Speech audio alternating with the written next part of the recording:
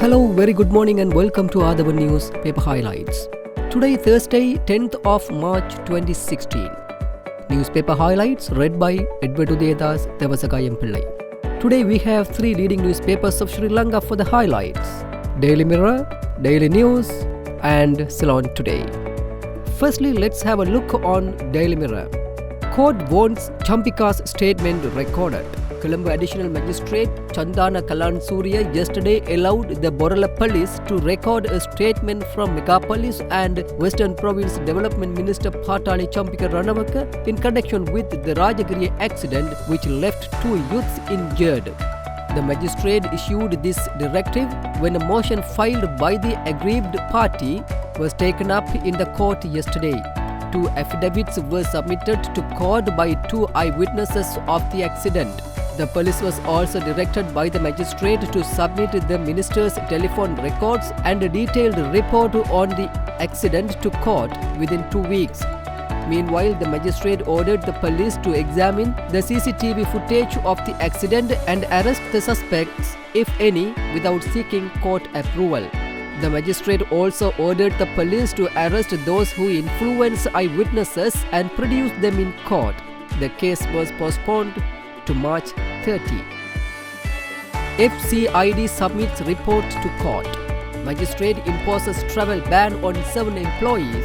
Money laundering allegations against Namal Rajapaksa. The Financial Crime Investigation Division yesterday submitted a report to Additional Magistrate Nishantha Piris on the investigation launched into a complaint lodged by the Voice Against Corruption VAC against MP Namal Rajapaksa on money laundering charges. Constitutional Assembly motion passed unanimously. The motion provides for the appointment of subcommittees, including a steering committee. The government is now able to initiate the constitution-making process as the parliament unanimously passed the motion with amendments providing for the appointment of a constitutional assembly to work out the new constitution after deliberation with the public.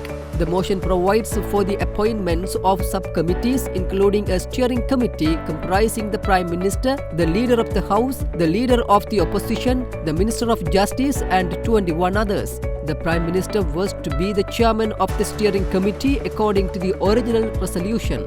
However, it was amended and the Speaker will chair the steering committee. Secondly, let's move to Daily News. Venerable Uduwe Damaloka Dera remanded till March 17. Alleged incident could be considered as an offence under Public Property Act. Venerable Uduwe Damaloka Dera, arrested for allegedly possessing a baby elephant without a valid license, was yesterday ordered to be remanded till March 17 after being produced before Colombo Additional Magistrate Nishantha Piris. Venerable Damaloka Dera was arrested by the CID over the court case into an incident where a 2.5-year-old elephant calf was found inside Venerable Uduwe Damaloka Dera's Alan Mathiriya Ramaya temple in Polhengoda. Basil's air travel. 4 Economic Development Ministry officials grilled.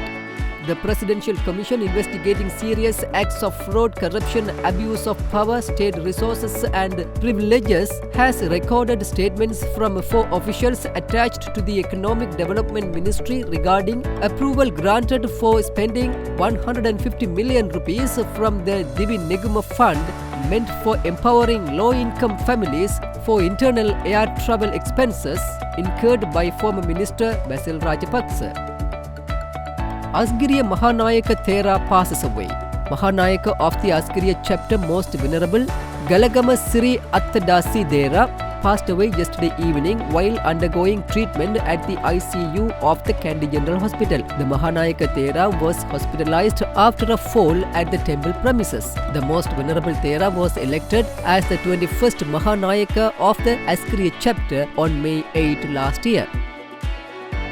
Finally, let's move to Ceylon Today. LTTE gold missing. Ranil promises probe. Prime Minister Ranil Wickremesinghe informed Parliament yesterday that there were certain doubts regarding the total amount of gold recovered from the LTTE, as the records of the Ministry of Defence and that of the Army had conflicting statistics regarding the quantity returned to the legitimate owners. The Premier made this statement in response to a question posed by JVP opposition MP Dr. Nilanda Jayatissa.